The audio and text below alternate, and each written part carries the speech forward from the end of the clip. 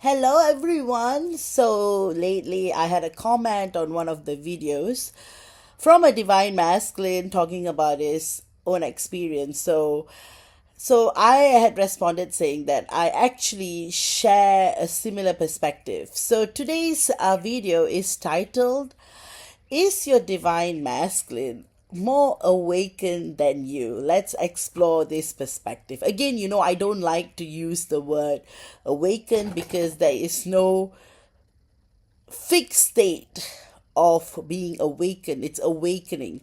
So is the divine masculine more, is he awakening more than you?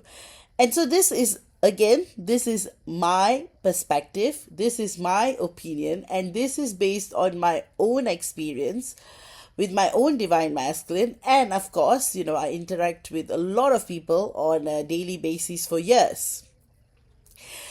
So back then, when I was this idealistic divine feminine who completely had, probably rose tinted vision of love itself, and who totally believed that love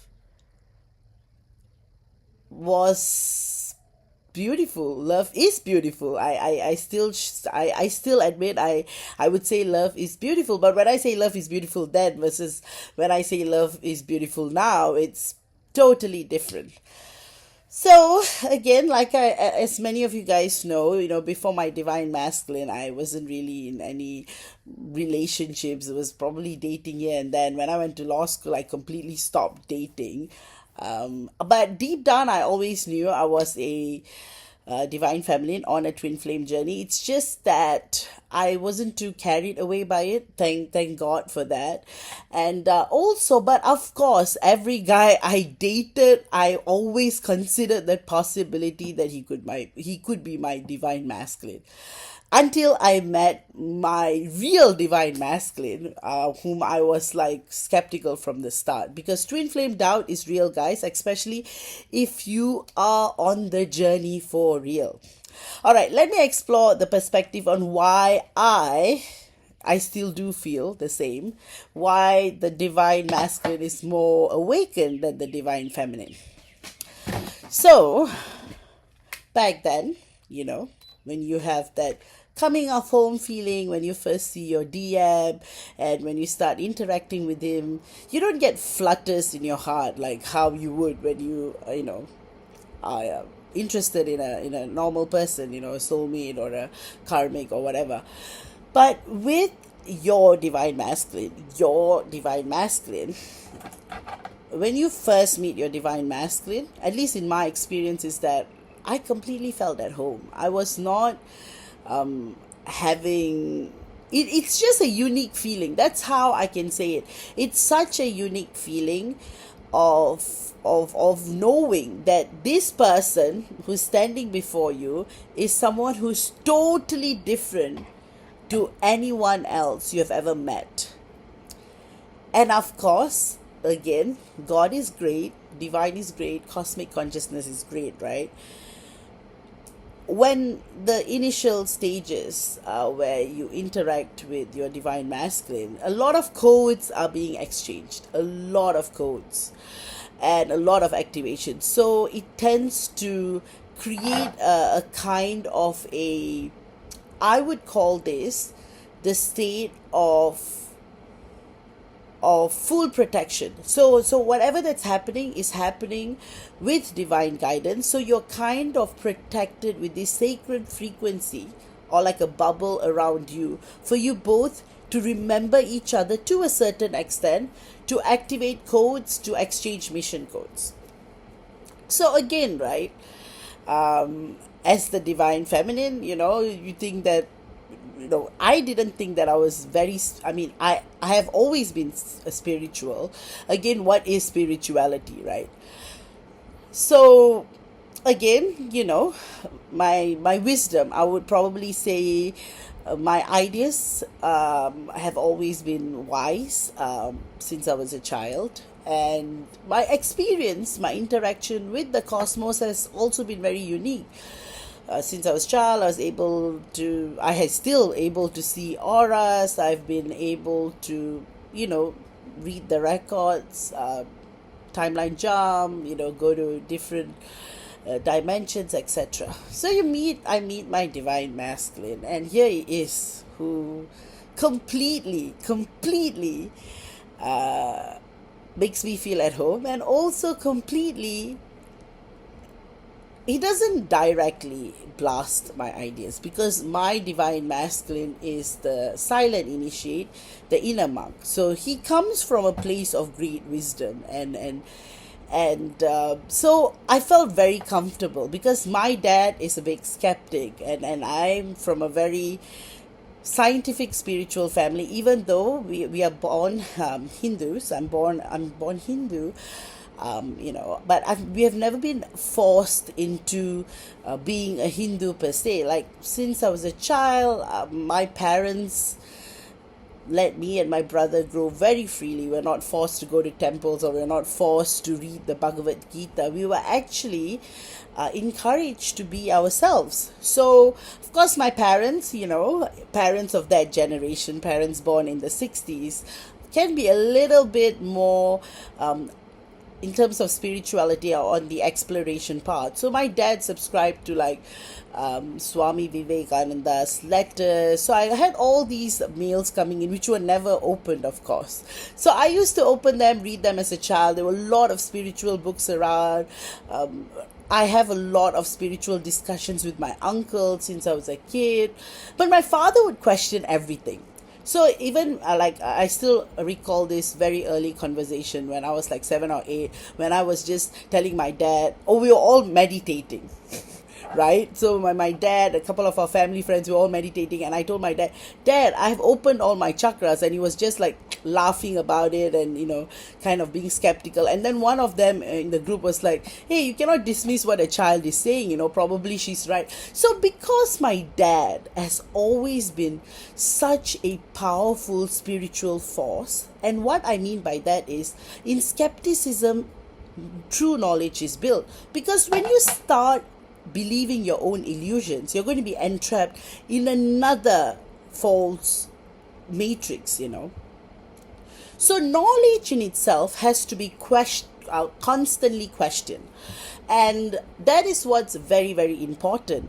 Because if you become a slave to knowledge, that too affects your path towards spiritual awakening, self-realization, and of course enlightenment, right? So because my dad always was questioning everything, I will tell him I'm a starseed. He'll be like, how can you say so? Like, how that, how and why, and how and why, truly helped me grow. And my mom, on the other hand, total feminine, totally motherly. She would meditate with me. She would help me grow my psychic abilities. In fact, when I was in law school, my mother would would not tell my father, and would secretly send money for me to expend on my interest. So she fully paid for my Reiki, soul real, everything, every course that was out there in Australia, both online, in person, conference. She paid for everything without my father's knowledge, because my father would have been very upset that, hey, I'm paying so much money for your law school, and you are like, what is this track that you're going on? But my mother always believed in allowing me to be myself. So I had a sacred balance of both. And my father is always questioning every single thing I say. Because, my parents are also star seeds, and my parents also come from very advanced star systems. So that's skepticism. So going back to my divine masculine. So, we have all these deep conversations. We hang out a lot, especially, the pre-separation initial stages, where you're like every weekend, you're like, you practically, you don't even know why you're hanging out with each other. That kind of level of hanging out, where conversations run deep. And one thing that he says, till today, is that I initially I was really holding back on my spiritual side. I didn't even want to tell him I was a psychic, obviously, right? I thought this guy is going to totally judge me. But, in the initial stages, you're still operating a little bit from the material perspective. So, when we were hitting a separation stage, and our last few conversations prior to the separation stage, in one of the stages, actually it was my divine masculine who got me into this psychic work again, because after I graduated in 2018, I wanted to focus full time on my legal career, and I thought that I wouldn't be accepted as a lawyer and a psychic, so I should scrap that away, at least in my initial stages. So when I met my divine masculine, he actually played the documentary on Netflix, Mucho Mucho Amore, during one of our meetings at his apartment, and it was during then that he was like, "Oh, you should do it." Probably he was being sarcastic, just like my dad, right? So maybe not. Maybe he was. But you know what? It got me back into it, and I started. So from just being an Akashic Records reader to a psychic to just helping people spiritually, I kind of transcended into a twin flame psychic. So again, reconnecting with my older clients, and the beautiful thing is that my older clients, whom I was just doing Akashic Records readings for, were actually on a twin flame journey. So many of them, when I met my divine masculine, were like, "Hey, this is your divine masculine," because there's a glow about you that's very, very different that even you. And I was very skeptical, because every other guy before him, I was like, he could be my twin flame. So this time around, I'm like, nope.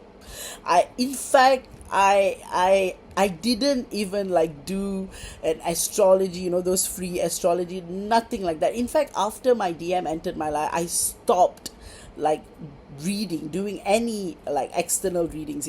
I would, even though I have abilities to remote view this, that, I have never infringed into his personal space till today.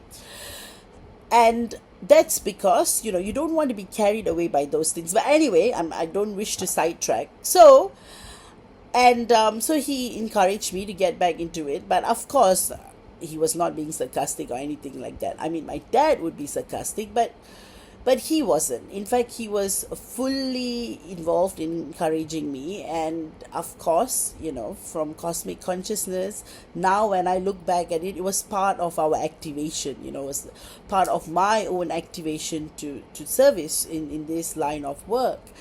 So of course, that honeymoon phases don't last too long, right? So because I have always been intuitive, I could foresee a separation coming in, and somehow we were just going. Our meetings intensified, our conversations intensified, and of course, no good things last for long, right? So there was one conversation where he told me that he's an atheist, and I was like, yeah, of course you are.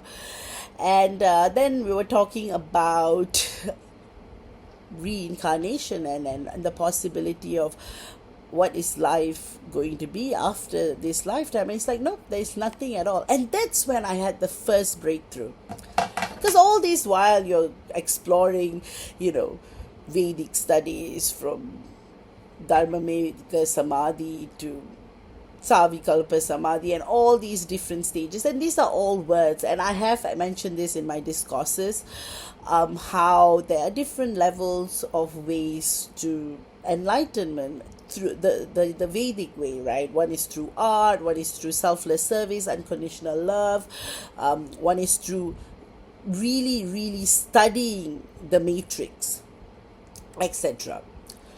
So and he said, there is nothing. And at that point, of course, your spiritual whatever is like, oh, of course he doesn't know more. But deep within, I know he knows more, because it really shaped my perspective of looking at the world. And of course, that was one of our last few conversations before we had a no contact separation totally. And as painful as it was when I truly started to awaken. And if you and you can probably see my older discourses, the ones that I did back in 2021, 2022, which I'm still in the midst of uploading, and you would notice that, again, thank you to my DM, whom I would say is more awakened than me till today, back in the day, now, and tomorrow. I would say that because he has always been a driving force to my own spiritual expansion, growth, and understanding. And again, my father also had that role to play, because if he hadn't taught me to be the girl who questions everything, I would just be lost in my own experiences. Even as a child, I was like literally going into different dimensions, like this way of life, earth, and the life I was living, completely different. But because my dad taught me to question everything, I've always been able to be grounded. And my divine masculine just added a whole new layer to it. And that is when I realized that, hey, the divine feminine is not. So let's explore that more. Right? So, of course, at that stage, I was like, he is so dumb, right? What's wrong with this guy? What is he trying to do? But then, when we were in separation, I will sit down in pure pain, in pure yearning, and I'll just recollect our conversations. And that's thanks to my lawyer training. I have a good way of memory recall. I can remember every conversation I've had with anybody. So I was like sitting down, just playing it over and over again. I realized, damn, this guy has been teaching me so many things about myself, which I refuse to accept. And then slowly it all started to make sense. And of course, being the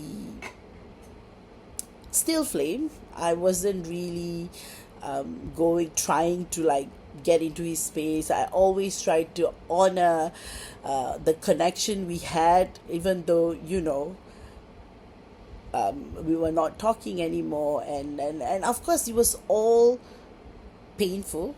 And of course, because my DM knows my family and all that, like my family members were like totally like, why this guy, kind of thing. But anyway,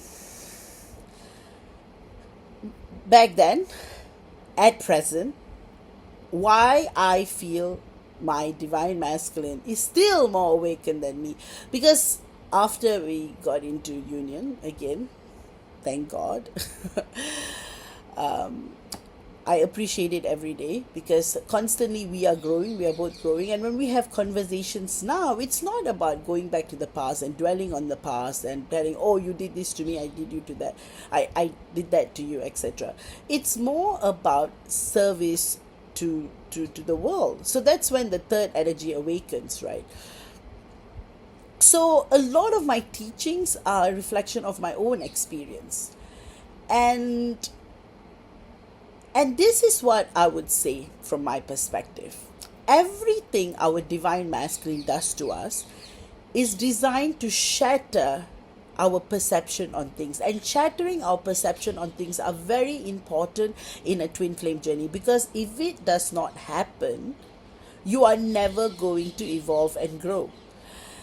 And you wouldn't have that awakening mindset. It will always be a fixed mindset that you're better, you're greater, your DM doesn't know anything. But it's quite the contrary, because if he hadn't behaved the way he had behaved, both categories, in fact, I'm going to talk about the other 4 categories as well today, later on, if I have the time, is that one thing is, once you start respecting your divine masculine, once you start understanding his perspective, why he's pushing you away, why he's saying certain words, why he's doing certain things to you, you will realize there is a deeper purpose behind all of his words, actions, and behavior, and that itself places him. So he might not be consciously aware that he's more awakened, he's more awakening, he's more awakened than you, but subconsciously he is, and he's guiding. So everything that's happening, his higher self knows, his multidimensional self knows, is part of the grander plan of things. Because if you don't go through any of that, you're not going to be in a place whereby you'll be in full matured ongoing stable union where your third energy fully is in effect, that sacred intelligence. So this perspective, of course, going to trigger a lot of divine feminines. Of course, I would be triggered too, right? Like, hey, we go through so much. You see, the problem with us divine feminines is that we sometimes dwell too much on what he does rather than why he does it. You know, it's so much more, but he's causing me pain, he's doing this to me, he's causing me suffering. But beyond the pain, there is something more. There is something more. If someone makes you feel a certain way, and there's so much growth and evolution taking place in your journey, there is something deeper, and that is what your divine masculine pushes you to understand. At least that's what my divine masculine is pushing me, even till today. Him questioning every single bit of what I say, what I do, is beautiful because it helps me to grow and expand. And that's what our role is as a sacred feminine, is to truly dance with our divine masculine. We are, after all, atoms, and when we realize there is no separation, everything that he says or does, it's part of a greater plan. And this is what would truly make you trust God and cosmic consciousness. Because, as divine feminines, we have always been spiritually connected to the cosmos. We totally trust God. We are fully connected. But when our divine masculine uses the word atheist, even though he doesn't fully at least in my divine masculine's perspective, I think when he said those words, he wasn't really fully into the meaning behind atheism, right? But you see, the term in itself is breaking the matrix, shattering the veil of illusion around what we perceive as God itself, because God is everything, God is everywhere. You cannot put a definition to God. So in that way, when he says he's an atheist, it's a total shocker to the spiritual divine feminine, because she's like, what does he mean? But it breaks that illusion for you to explore beyond that place of nothingness. So when he said there is nothing at all to me, that's when I realized, this guy is a monk. This guy knows what he's doing, knows what he's saying, and everything he's doing to me, there's a purpose behind it. And of course, doubt, fear, everything creeps in. However, when we keep connecting to that space of nothingness, cosmic intelligence, the cosmos, you will realize everything is happening for a reason.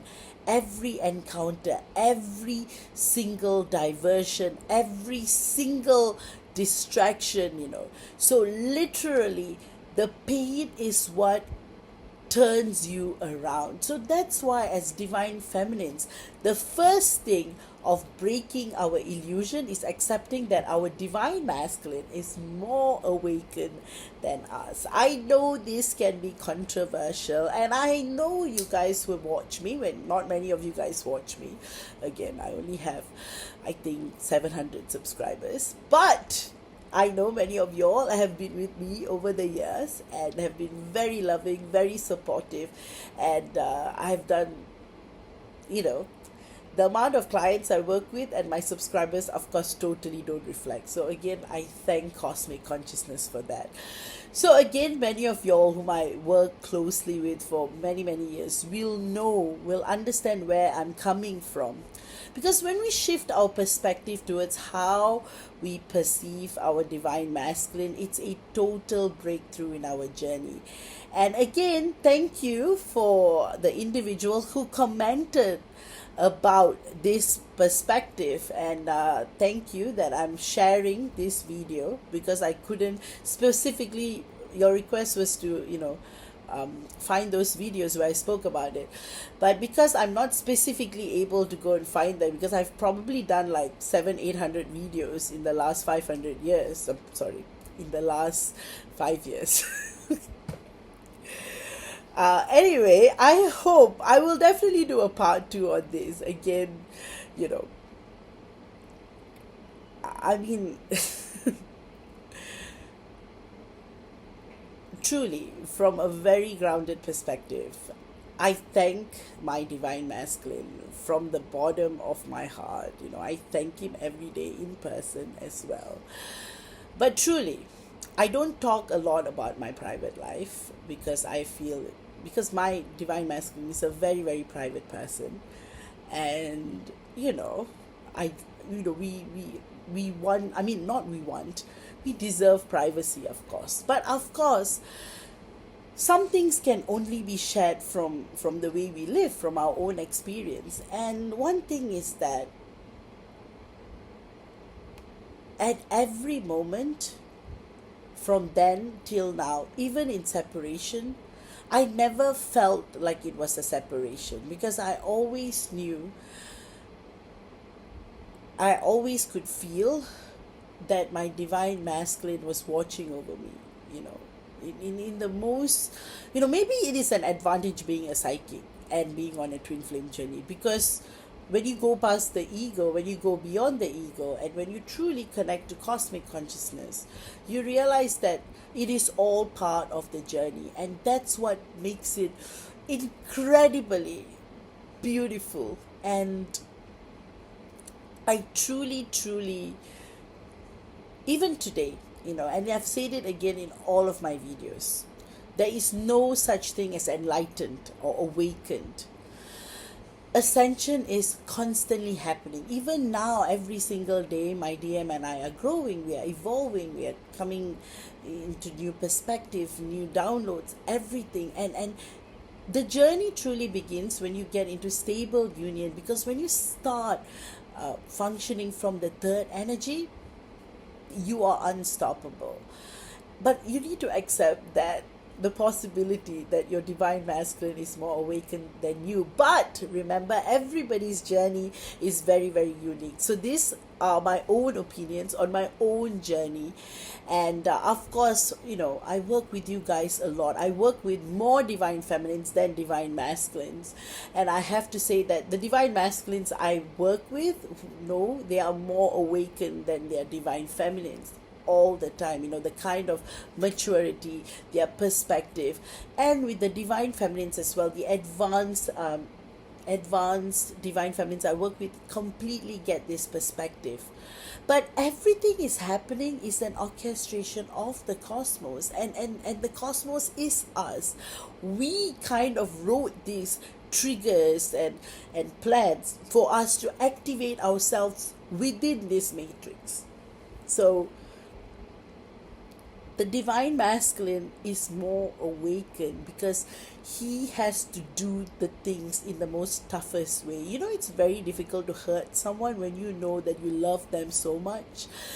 It's so difficult to push someone away or ghost them, or do things that is going to hurt them in a 3D physical way. But if he doesn't do it, that it's going to hamper his spirituality. So think about the things our divine masculines had to do to get us to this stage of awakening. So my gratitude to my divine masculine is always there, always there. And I will never stop telling him enough. So yeah, even and I always appreciate the fact that God is with us. And even today, it's like thinking about how beautiful life can be. And when I go back to saying, hey, love is beautiful, back when I was 15, to love is beautiful now that I'm 33, I just have to say it has evolved, and the perception has evolved, and thanks to my divine masculine, for that, because he has taught me what love is in the most purest, most beautiful, most heartbreaking, most, I can't even explain it in words. But I hope you guys enjoyed this. And lately, I've been trying different formats, trying to do videos differently by putting background and all that. But you know what? I don't know what works best. But at the end of the day, this is my real voice, and these are my real this is my real experience. These are my real opinions on what the journey is, and this is my very unique perspective on the journey itself. So going back to my topic of discussion, is your divine masculine more awakened than you? Well, mine is, and mine will continue to be. So I hope you have enjoyed exploring this perspective with me. I'll come back again with another video. In fact, today, if I have time, I want to do the 4 other categories of twin flames. So really, it's been so fun doing them. The whole, finally, when you're able to kind of like put them, again, I'm totally against labels, and I don't like categorization, but for the sake of speaking and to reach people in a more deeper level, that's why the karmic detourer, which I back in the day I did, the one with the karmic and the monk slash playboy. The reason why I would say the monk slash playboy is because the silent initiate tends to exist in the 3D world. So he tends to put up this pretense that he is a playboy, but the truth is non-committal. Whereas the karmic detourer is also not. You see, both of them are not playboys, but they tend to put this to trigger the divine feminine. But in actuality, once you meet your divine counterpart, your real divine counterpart, nothing can ever, see, there was never separation to begin with. So the whole thing about separation is just an illusion, but the activations, the missions, they are all true. So I'll come back again with another video. Love you all and have a spectacular day. Now I got to do by what is our divine masculine feeling today videos. I got to do it for the 16th, and I have to do it for the 17th as well because I'm late. All right then, love you all, take care and have a wonderful day. Bye bye.